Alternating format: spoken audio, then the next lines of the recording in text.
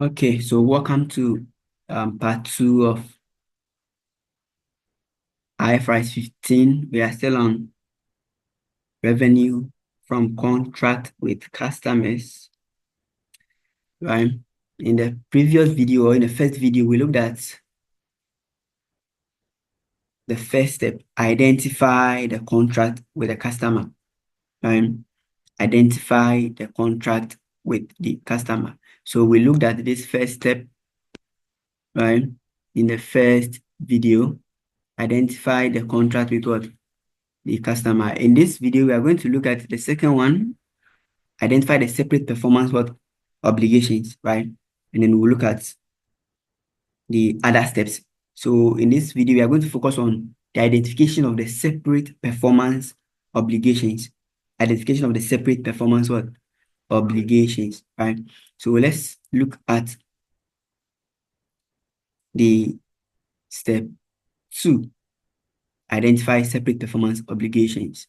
Okay, now this step 2, identify the separate performance obligations. Identify the separate performance obligations. Now, what do we mean by separate performance obligation, right? What do we mean by separate performance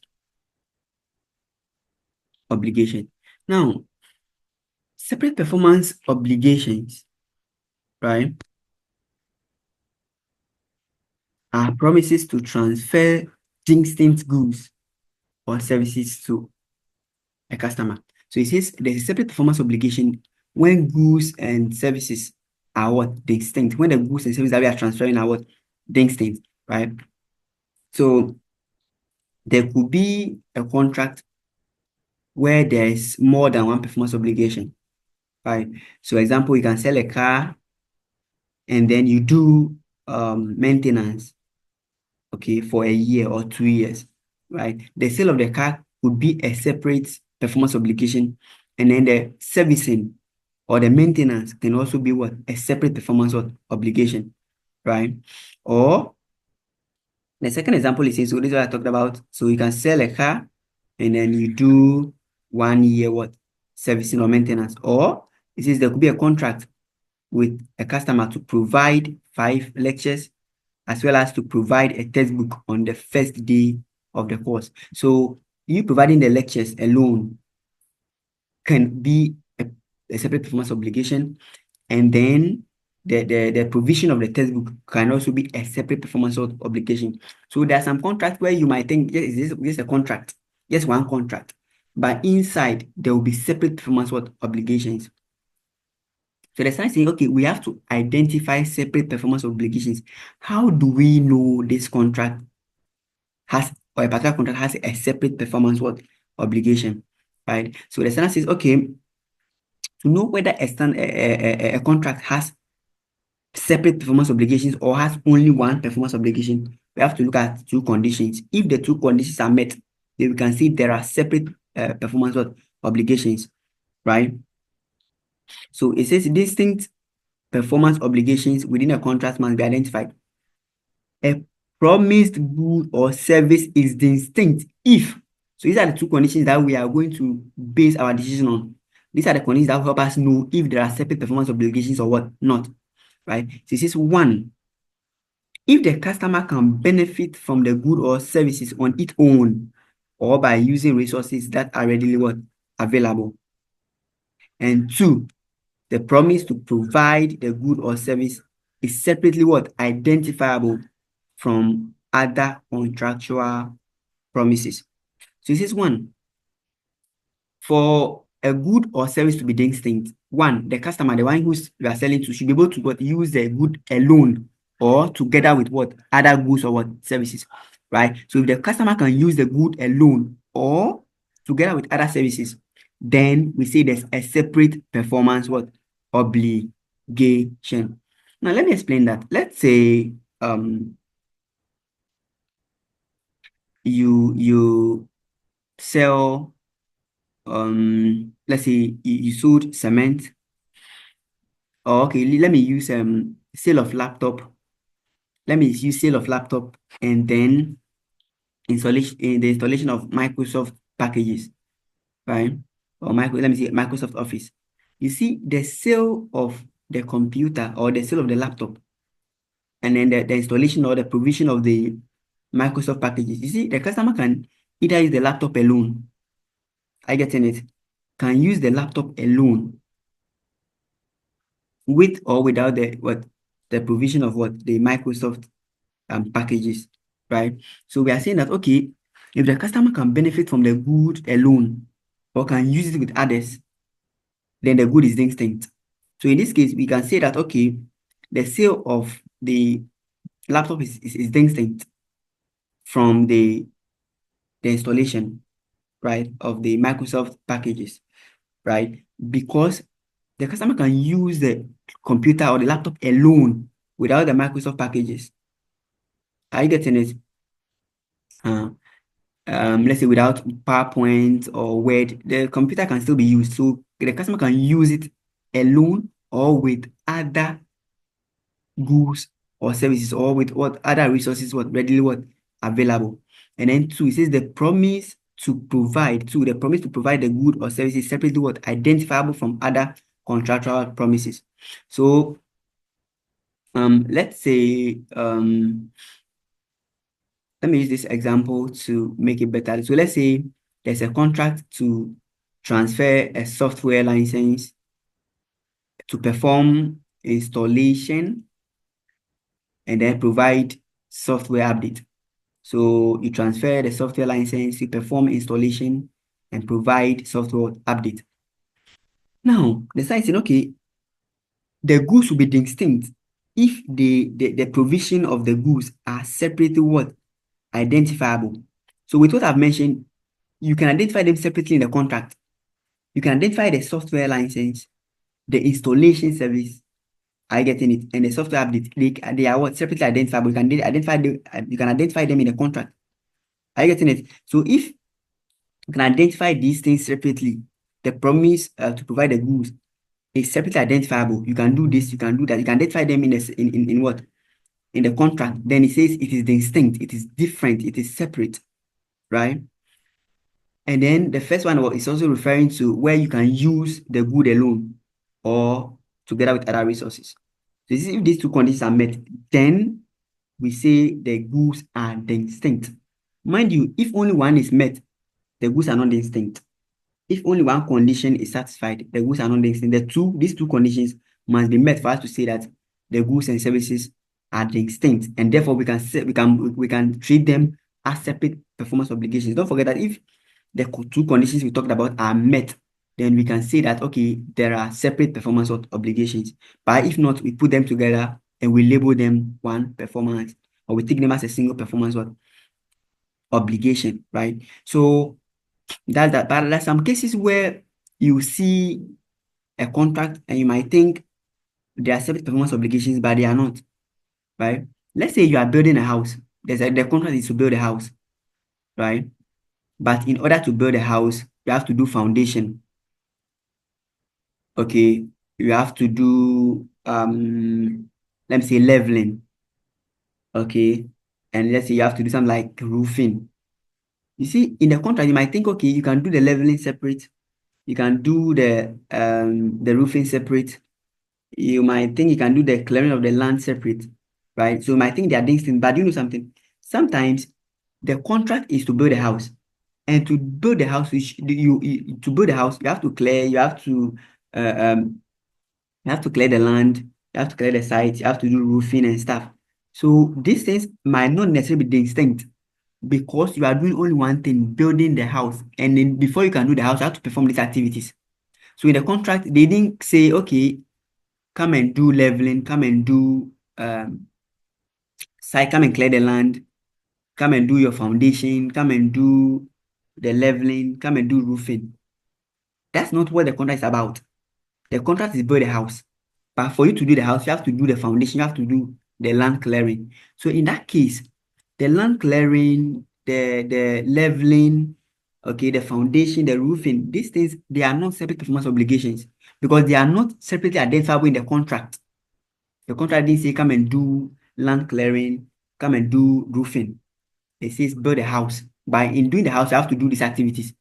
That doesn't make it a separate performance obligation, or that doesn't make it separately identifiable. Are you getting it? So we say to be separately identifiable, or for the goods to be separately identifiable from other contractual promises, they should be the contract should state them that okay, do installation for me. If in the contract it says okay, do land clearing, do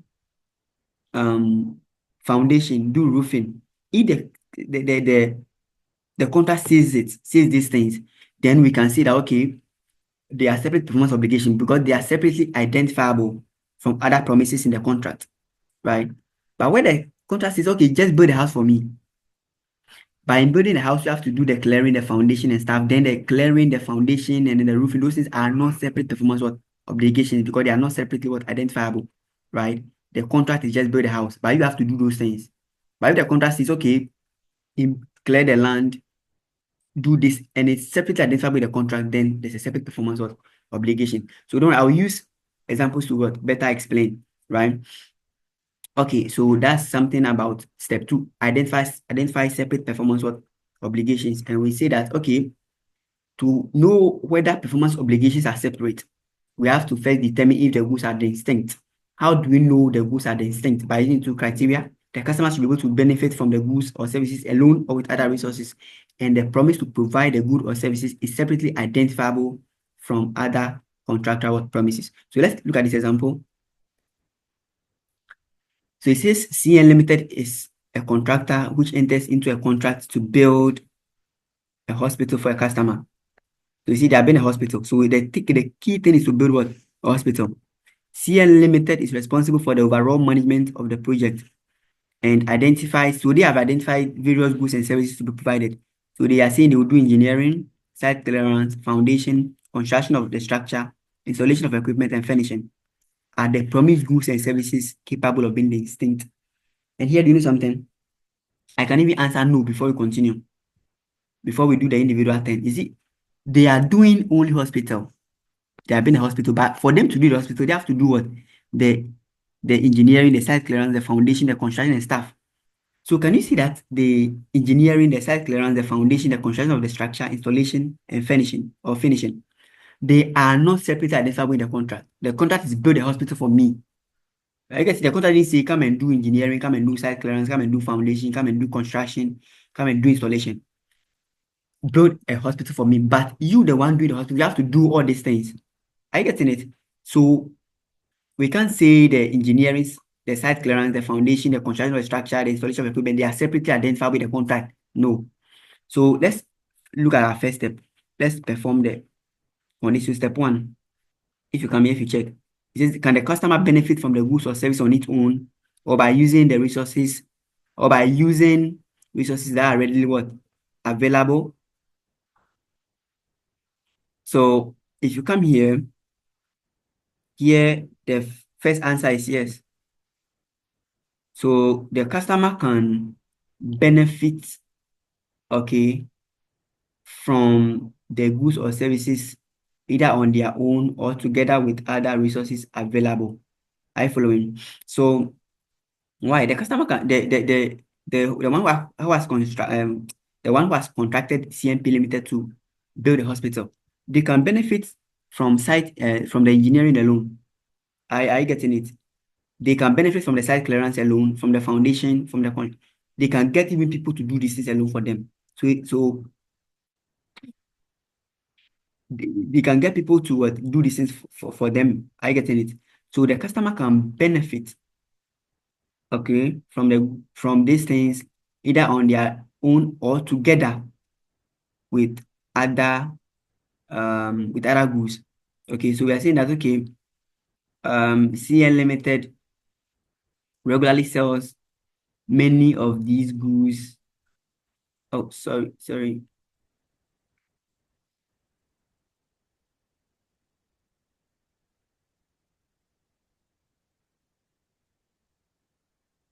Okay, so guys, sorry. So we are saying that okay, um, CN Limited, okay, regularly um sells many of these goods and then services separately to other what? Customers, right? And then also the customer could even generate economic benefit, right, from the individual goods and services. Are you following? The customer, that's the main thing. The customer can generate what? Economic benefit from the individual goods and services by using, consuming, selling, or holding these goods and what? Services. So can generate individual what? Benefit. Okay, can generate economic benefit from the individual goods, can benefit alone from the engineering, the site clearance, from the foundation. So the customer can benefit from them individually, right? So the first condition is met. Then the second condition or the second criteria is CMP's limited promise to transfer the individual goods and services in the contract separately identifiable from other promises in the contract. It says no. Do you know why? I said in the contract is to build a hospital. Are you getting it? The contract is what? To build a hospital. Okay. So the contract is just to build a hospital. I said not, so I'm saying no to two. It is no.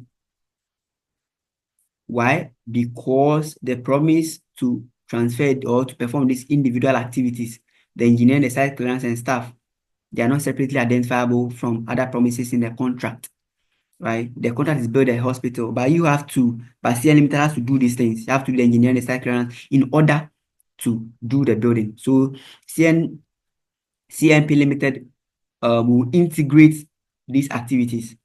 Okay, we'll do the site engineering, the engineering, the site clearance, the foundation, the construction, the structure, installation of equipment, and finishing. We'll put all these things together to get the hospital. So all these things we put together to get the hospital, right? So this is more like integration. Okay. So the site clearance, the engineering, and the site clearance, the engineering, the foundation, they are not separately identifiable in the contract. So it is no. So if no, then what do we do? Then CMP Limited should account for all the goods and services in the contract as a single performance obligation. So in this question, we have only one performance what? Obligation. Are you following? We have one performance what? Obligation.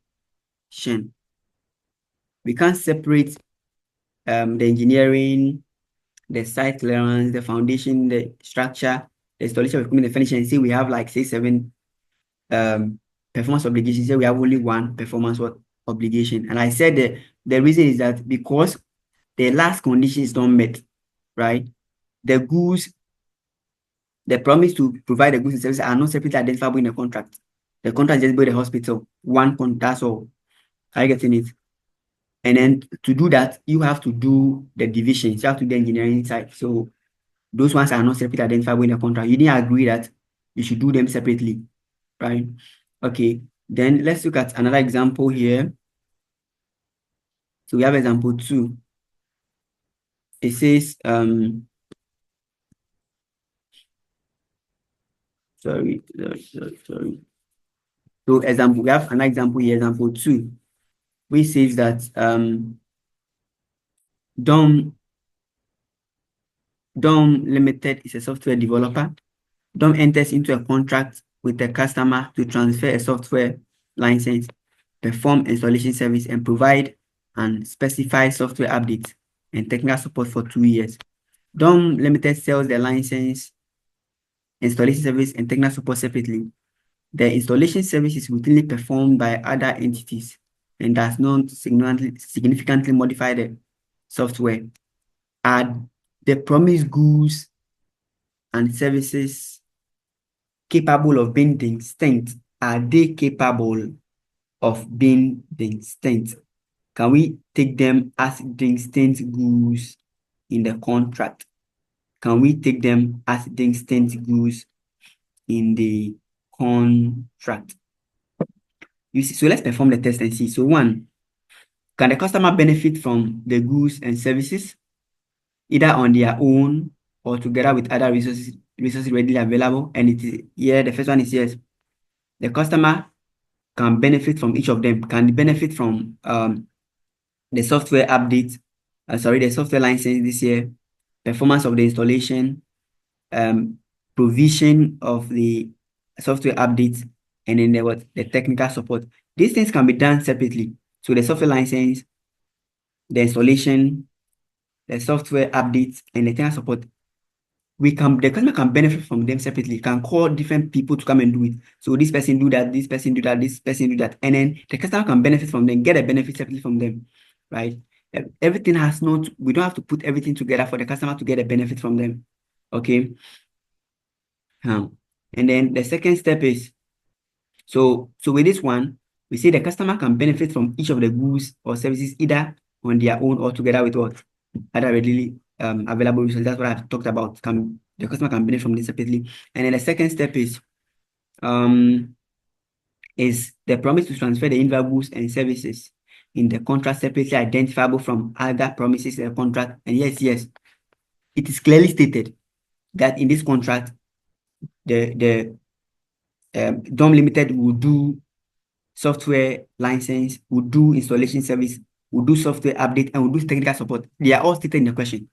So yes, it is stated clearly that the DOM Limited will do all these things separately. So it is separately identified with the contract. It has been set this how many? 1, 2, 3, 4. I think these 4 performance obligations have been separately identified has been separately identified in the question. So we have to do them separately. Are you getting it? So it is yes. I get the promise to transfer the goods and services are separately identifiable in the contract. If you look at the example 2, the hospital one, it is no. The contract is only one, build the hospital. But it is CN Limited realized that, okay, if we have to build a hospital, then we have to do engineering, the site clearance, foundation, construction of what the structure, installation, and then the finishing. I getting it. But it wasn't stated clearly in the contract that CN Limited should do these things. The engineering, the site, no, it's not stated. The only thing said is build a hospital. But in this case, it has been stated clearly that they have to perform what? The software license, the installation, software update, and technical support. So we can say yes, the second condition is met, and therefore we can treat them separately as separate performance obligations. So the conclusion is that DOM Limited should account for the 4 separate performance obligations. What are they? The first one is the software license. 2 is the installation service. Right? 3 is the software update, and 4 is the technical support, which we have here. The installation. So let me change the color and then let's see if I can align them for you. Okay, so the first one is the what? The software license, installation, installation service. Then we have the software updates and then technical support. So they are separately identified. So here we have how many performance obligations? 4 performance obligations, right? We have 4 performance obligations. Very good. So that's it about step 3. Step 2. Identify separate performance obligations. Identify separate performance obligations. Let's look at step 3. Step 3 says we should determine the transaction price. Determine the transaction price. Now, what's the transaction price? Transaction price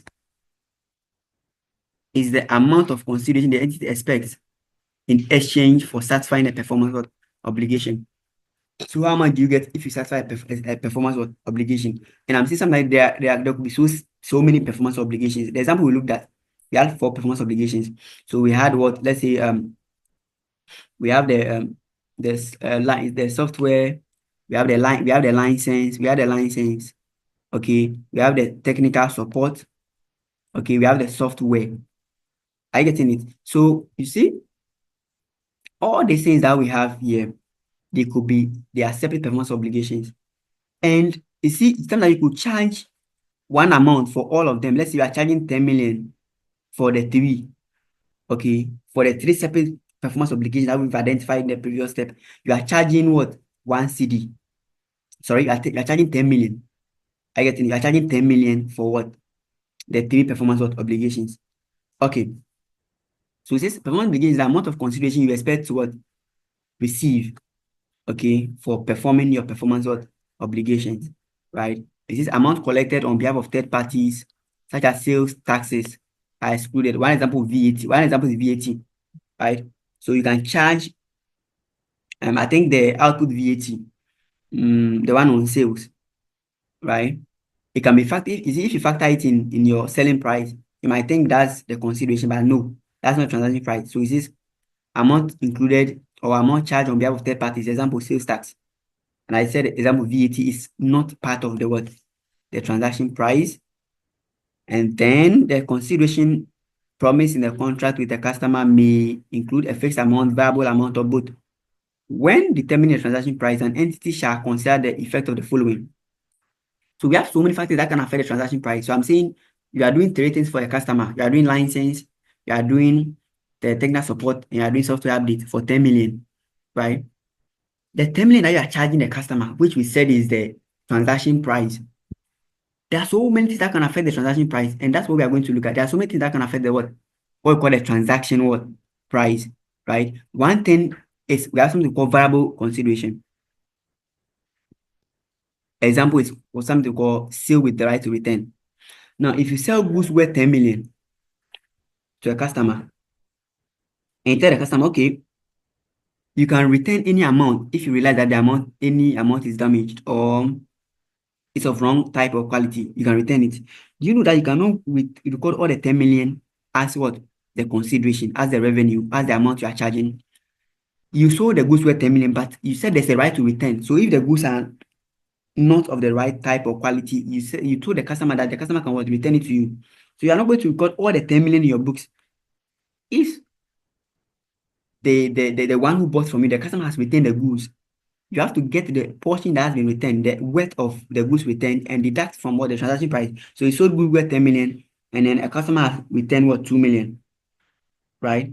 You have to deduct the 2 million from the 10 million. 8 million is what you are going to record as the what? The consideration, right? So we say there are so many things that can affect the transaction price. One is the variable consideration. Two is what we call something we call the financing element. So we did the same example. You sold goods worth 10 million to a customer, but this 10 million will not be received today. It will be received in 5 years' time. As an accountant, right? Which figure do you record in your book? Do you record the 10 million as revenue per IFRS 15? No. We said anytime we receive or pay an amount of money in a year's time or more, and the duration is a year or more, there's something we call the financing component or the financing element. And that element or that amount should be discounted to present value. So don't forget that whenever we are doing or we are paying an amount of money and we are receiving, and the period is a year or more, then we have to discount to present value. There's something called the financing element, discount to present value, and unwound it. I get into the present value where we are going to record. So you have to discount the 10 million to what? Present value using 5 years, using the entity's cost of capital. And the present value is what we are going to record, okay, with equivalent receivable being set up. And then there will also be what? A financing income. So look at it, right? So financing component, time value of money, plus financing component of time value of money can affect the transaction price. I get it. So as an accountant, you have to be very prudent about how you record your revenue. The whole 10 million that will be received in 5 years' time we cannot record it as revenue. We have to discount to present value. The present value is what we are going to record as the revenue. And then the third stage is non-cash consideration. Sometimes you can sell, okay, and then you are not going to receive money. You're not going to receive cash, but rather you can receive other things. One example is you can sell, and instead of you receiving money, you sell goods worth 1 million. But instead of you receiving the 1 million, you can receive shares, right? The entity can give you shares or another thing, or even another good in exchange, right? So when you sell and it's worth 10 million or 1 million, but you're not receiving cash, non-cash, you can receive shares or even goods in exchange. That can also affect what? The transaction price. So we look at examples, look at them in details, and a consideration payable toward a customer. So you can tell the customer, okay, anytime you buy goods worth 20 million and above, I will refund part of the money to you. So if you're able to buy goods worth 20 million, I'll give you back 2 million. So in that case, you don't have to record the 20 million goods sold as revenue. You have to deduct the consideration payable to the customer, the 2 million from the 20 million, and you got the 80 million as your revenue, right? So let's look at them one by one. The first one is the financing component. So we are on step 3. We are trying to identify the transaction price. We're trying to identify the transaction price. So look at the financing element. We've done this already. This, if there's a significant financing component, the consideration received needs to be discounted to what present value using the rate at which the customer will be able to what borrow. So I said it already. We discount it to present value using what? If you remember this formula, 1/1 plus R raised to the power what? N, right? Good. So R is what? The rate, the discount rate, right? And then the N is the number of years. Okay. It says the following may indicate the existence of signal financing what component. The difference between the amount of promised consideration and the cash selling price of the promised goods. Okay. So if you sell the goods now, how much will you sell it? If you sell it now, if the customer will pay you now, let's say the customer will pay 8 million. But if the customer will pay in the future, will pay 10 million, then you have to record the 8 million as the consideration, and the difference between the 8 million and then the 10 million, that's the 2 million will be recorded as finance income, right? And it says a significant length of time between the transfer of the goods or services to the customer and the payment date. We've talked about this already. Now let's try this question here. So let me see if I can get space here. Very nice question. It says Otiko enters into a contract with a customer to sell equipment on 31st December 2021. Right? Okay. To sell this with 2021. Okay, like a minute. 2021. Okay. Control of the equipment transferred to the customer on that date. So there's a control. So we can record revenue, right? The price stated in the contract is 1 million and it's due on 31st December 2023. The market rate of interest available to this particular customer is what? 10%. Explain how the transaction should be accounted for in the financial statement of Otiko for the year ended 31st December 2021. So when is the sale made? 31st December 2021. And it says control is transferred, so we are fit to record revenue.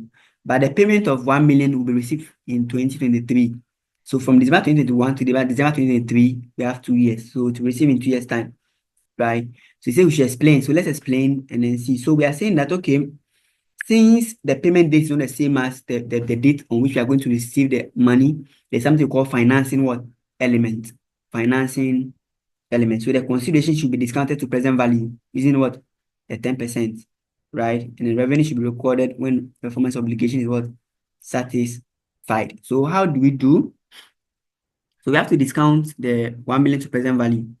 We said we use 1/1 plus R raised to the power N.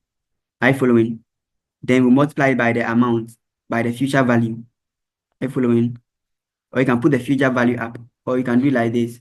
The future value, the amount you will receive in the future over 1 plus R raised to the power N. I following. Okay. So with this, how much it will be received in the future? The 1 million has to be discounted to what present value. So $1 million, we divide by 1 plus R. What's R is the rate? 10%. 10% is 0.1 raised to the power N. N is the number of years, which is what? 2. I following. So just discount the 1 million that will be received in the future to present value, and then you record revenue, right? So if we discount this one, what are we going to get? We'll be getting, so just pick your calculator. If you discount this one,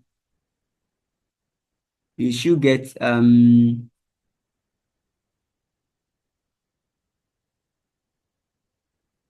so I'm trying to punch my calculator. Okay, so I'll get 8 2 6 4 4 6 dollars. 826 826 446. So this is the present value. So instead of we recognizing the 1 million, right, as the revenue? No, we have to record $826,446 as the revenue. Okay. Then what we can do is when we are done recording this revenue, so there's a receivable because the customer will pay us in the future. Are you following? So we will debit receivables, okay, with the amount 826,446, and we'll credit revenue 826,446. So this amount we are going to record in our books. Then at the year end, we compute something we call the finance income, right? We compute something we call the finance what? Income. So let me wipe this one and use it here. So after debit, we compute something called the finance what? Income. Okay. So with the finance income, you apply the 10%. Are you following? On the present value, the amount you discounted, or you discounted the 826,446, right? You find 10% of this figure, and you get something like what? 82,006 for 4.6. This one here is what we call the finance income. Because finance what? Income, which will be recorded as other income. Are you getting it? So we said the revenue there, this one, the present value. That's what we are going to take to revenue. 826,446. But we have to what? Apply the discount rate on it. Are you following? And that's what we are going to record. So you apply 10% on the present value, you get 82,644. And that figure is what we are going to record as finance what? Income. And that amount will increase the receivables, right? So at the end of the period, okay, or with this 82,644.6, the 10% on the present value, we will debit the receivables to come and add to these receivables, right? So when we debit receivables, it will be added to these receivables. So this 82 something here, let me see. So this figure here, this 82 here, the finance income, right? We'll come and add it to the receivables because at the end, the receivables will increase. We will add it to these receivables. Okay, so we'll debit receivables and we'll credit what we call other income. We'll credit other income. Are you getting it? Very good. So if you add at the end of the period, your receivable will be this figure, as I said, this one plus what? This one. Are you following? So at the end, we are going to have the sum of the two as the receivable, which is what? 909. So you pick your calculator and punch 09 what? 0 point what? 6. Okay. So 990.6. So that will be the receivables at the end of the period. So these are receivables that we have to record as current asset in our books, right? And then we record the 82,000, this figure here, as other income, and then we record this one here as revenue. So that's how we go about that. Okay, just discount the future value to present value. Then you record the revenue. Then at the end of the year, you calculate what we call finance income, you unwound. So you apply the discount rate on the present value, the present value, the amount you've discounted, the present value, right? Apply the discount rate on it, and then you get what we call the finance income. And then with the finance income, you debit receivables because receivables will increase at the end of the period and you credit other income, right? So if you append the extract, receivables will be this figure 826,446. Receivables will be what? 909,090,090.6. And then other income will be 826,444.6. Very good. So that's what we call a financing component. So don't forget that whenever an amount of money or revenue will be received in a year's time or more, it should be discounted to what we call present value. We are still on the third step, identify or determine the transaction price, right? So we are looking at factors that can affect the transaction price. So we are still on step 3. Don't forget, we look at financing element. Let's look at another one, non-cash what consideration. Okay, so let's continue with them. non-cash consideration, right? So we said there are instances where you sell goods, right, or you render services, but instead of receiving cash as your consideration, you receive something else, something that's not what cash. So you could receive shares, okay, you could receive goods, you can receive things that are not what cash. That's the non-cash what consideration. So instead of you receiving cash, you receive something else. You receive non-cash what consideration. And some of these non-cash considerations can be shares. You can sell to a customer, and instead of the customer giving you cash, the customer can issue what shares for you. Are you getting it? You can sell, and instead of receiving cash, you can receive what goods in exchange. You can receive any other thing, right? So far it is not cash. So for non-cash consideration, we sell, but instead of receiving cash, we receive non-cash stuff, right? So the standard is saying, okay, non-cash consideration, right, is measured at what? Fair value. So we measure them at what? Fair value. If the fair value of the non-cash consideration cannot be estimated reliably, right, then the transaction is measured using the stand-alone selling prices of the goods or services promised to what? The customer. So we said we do it at fair value. If you cannot measure the fair value, then you have to go and look at what? The stand-alone selling prices, which we looked at, right? So if you should sell this alone, how much will it cost you? Are you getting it? Then you use that as the consideration, right? Because essentially we have to measure non-cash considerations at fair value. So where we cannot determine the fair value of the non-cash considerations, then we have to use the standalone what prices. We look at the standalone prices in the previous what video, right? Okay, there's an example here. It says CM Professional Limited sold goods to CNN. Control over the goods was transferred on 1st January 2021. The consideration received by CN Professional Limited was 1,000 shares in CNN with a fair value of what? $4 each. By 31st December 2021, the shares in CNN had a fair value of 5 cedis. And the requirement is how much revenue should be recognized from this transaction in the financial statement of CN Professional Limited for the year ended 31st December 2021, right? So yes, CN Professionals Limited sold goods, right? But instead of them receiving cash, they received shares. So we see it's non-cash, right? They receive shares. So how do you treat it? It says non-cash consideration should be measured at fair value. So as at the time that they were selling, what was the fair value of the shares? It was 4 cedis, right? So in this case, the consideration will be the fair value of the shares as at the time that the goods were sold, right? And then at the year end, the fair value was what? $5. So you realize that CN Limited sold, and instead of CN Limited receiving cash, they receive shares. So in a way, they have purchased shares, right? So this can even take us back to IFRS what 9 financial instruments.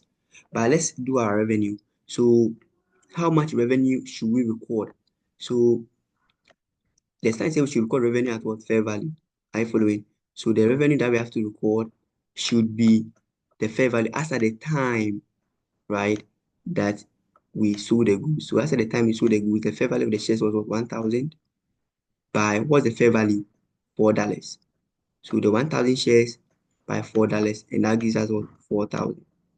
So $4,000 is the amount that we have to record in our books as revenue. That's the fair value of the shares as at that time, right? Very good. Now, if you want to go into detail, say we are just looking at revenue, but if you want to add something, what you can also add is that, okay, what do we debit, what do we credit, right? So we have to debit something. You see, if we sold for cash, we would have debited cash and credited what revenue.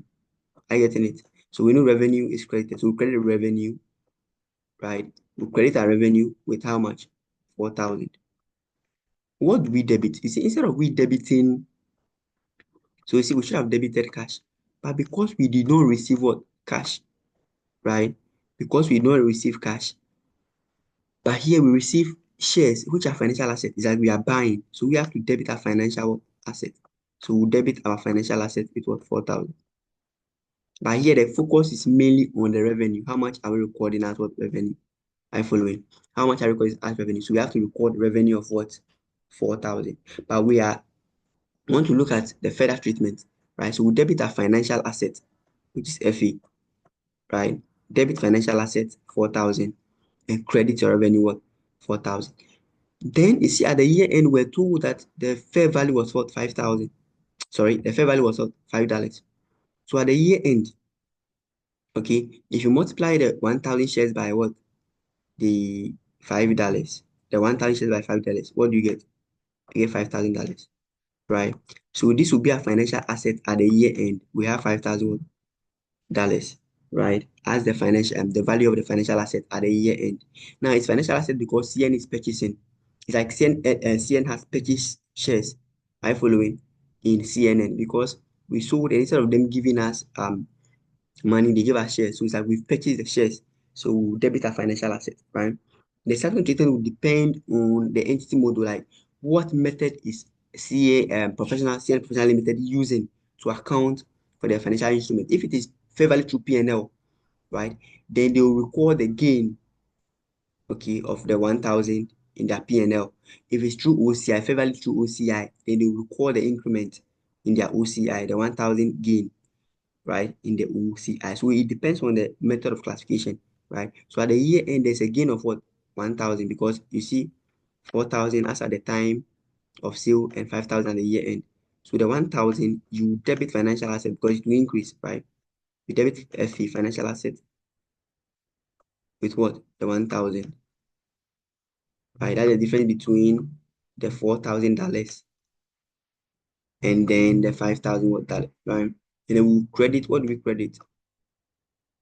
I'm following. We say we are debiting financial asset because financial asset is what? Increasing, right? And I'm saying the corresponding entry will go to either P&L or OCI, depending on the classification. So this takes us to IFRS 9 financial instrument. So we either credit P&L or we credit OCI, depending on the method of what? Classification. So this is really nothing. Here we are doing revenue IFRS 15. So we record revenue, how much? 4,000 in our books. Financial assets, how much? At the year end, we record financial asset of what? $5,000, right? But that's the closing figure. By 31st December, the shares in CNN had a fair value of $5, right? So here we are just focused on the revenue. Revenue, we record revenue of what? 4,000.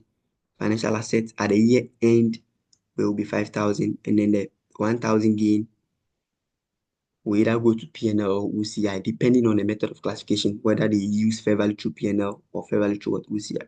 So this is an example of a non-cash consideration where we sold and then we don't receive cash, but we receive what? Shares.